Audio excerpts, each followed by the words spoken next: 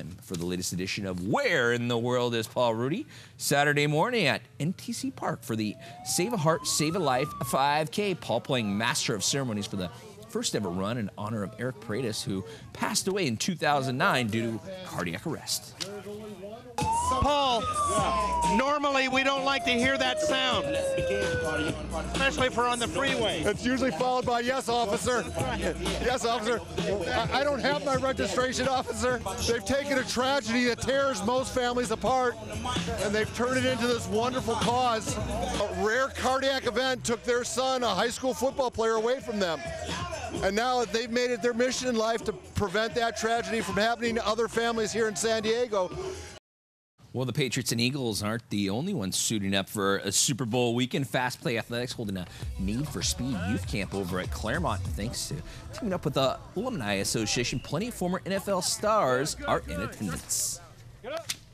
It's good that they're out here, got a good group of kids out here having fun, beating NFL guys, Super Bowl champions, great speakers coming out to speak to them and speak to them about the importance of education and the importance of team and the importance of having the experience of being active on a everyday basis. It's always exciting and cool to be out here with these kids, giving back to the community, just making sure they have fun and trying to teach this game the right way. Everything that's going on nowadays with social media, being on your phones, playing video games, a lot of kids are homebodies, not getting out in the community playing and exercising. The biggest thing is exercising and staying healthy. We as football players and as athletes and as San Diego natives have received so much from this community and support, and it's just so nice to come back and to the game we love and just share that with the athletes that are out here.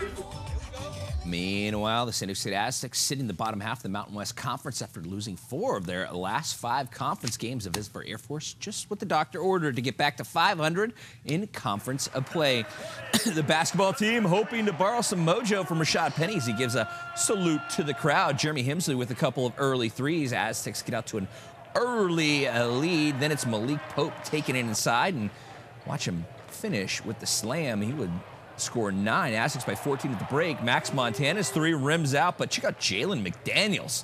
It's 2 of his game-high 16. He notches a double-double. San Diego State with 10 block shots on the night, including that one right there. And then there's, of course, Malik Pope.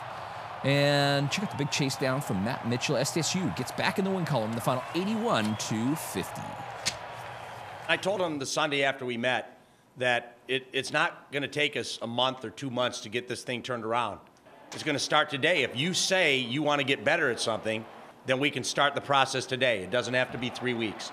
So I challenged them to get better defensively, and I think they did today. So I think we know what's at stake, and we know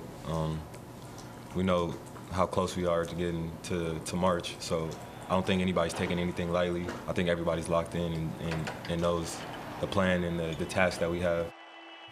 Across town in the Slim Jim, USD hosting number 13 St. Mary's. It's a battle between the Gales, Jock Landale, who scores 34, and the Churros Isaiah Pinheiro, who scores 24. USD down 3 with 7 seconds left, and it's Isaiah Wright with one last shot, and it's up and rims out. The shot just short. The Gales survive the final 65-62. How about some hoops from the high school hardwood non-league boys match between the Falcons and Torrey Pines and the Francis Parker Lancers? That's Max Gwynn in his second game and first start for the Lancers, 3 of his 12. Second quarter, Falcon Finn Solomon spins his way to the bucket, 2 of his game-high 20 of 5. Torrey Pines wins the final 72-63.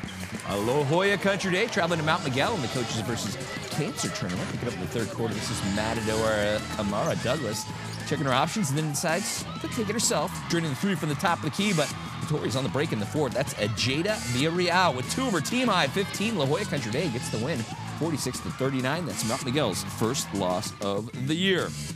San Diego open battle for a third place in the water. Torrey Pines taking on the Vista Panthers, and it's Torrey Pines junior Jordan Knudsen is right there, and then her scores a couple more as she scores more than anybody else. The Lady Falcons with 7 goals as she has 7 of the 9, the final 9-3 Torrey. And in the San Diego Open Championship, Cathedral taking on the Bishop Knights, and it's all Cathedral in this one, as that right there, Miss Hightower with a hat trick, while senior Laura Larkin with 5 goals, and Sarah Agreeven only allowing 1 night goal. Cathedral wins the San Diego Open Championship, the final 11-1.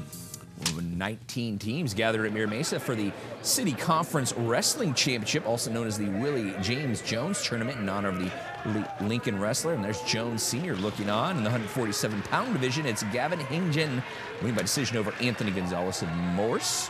Well, the team title comes down to the Marauders. In University City, it's UC Skylar Phillips winning by a pinfall in the 154 class.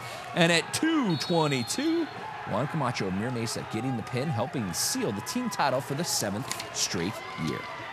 It means a lot to see these kids talk to me about wrestling in the Willie Jones tournament. They admire what Willie stood for, and they want to be champions in our tournament.